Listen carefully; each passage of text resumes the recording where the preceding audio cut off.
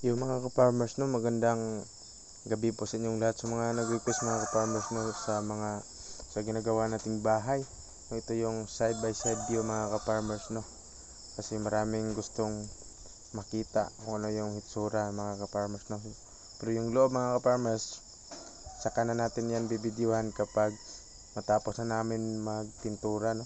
So ito muna no, sa labas no. Ang hitsura niya mga ka-farmers, meron din sa mga bulaklak sa harap no. Kung ano yung nasa picture na ginayahan mga ka-farmers, ganun din po yung resulta niya.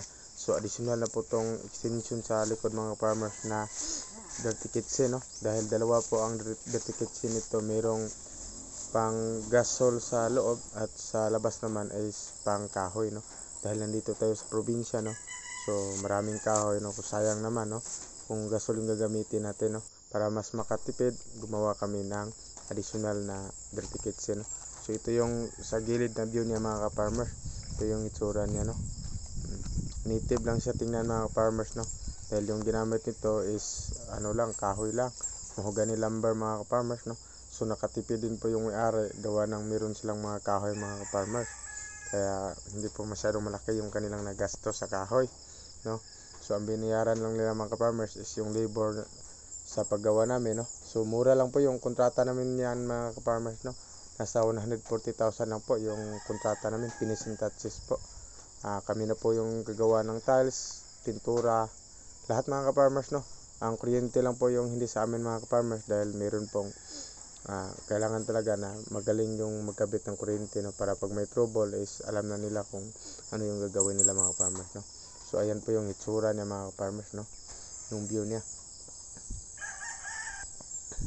So ang ginamit niyan mga ka-farmers no, mga rib type lang na bubong, tapos gumamit kami ng pasyakap, yun ang ginamit ng mga farmers no, single at saka double na group yung ginamit namin no.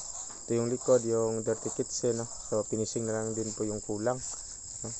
So malapit na matapos siya, siguro mga 1 week na lang mga farmers, tapos na yan no. So kunti-kunting retouch na lang no. So meron din kaming ginawang DIY na dirty kitchen mga farmers. Ayan, concrete sink po siya ang aming ginawa no. So dito naglagay kami ng ng rafter na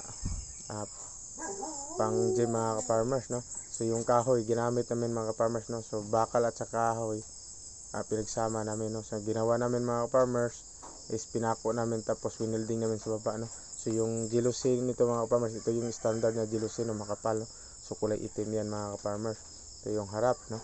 So kung nagtataka kayo mga farmers na may poste po sa gitna, ayan po talaga yung design no, na ginayahan. So pero yung mga bulaklak mga farmers, wala na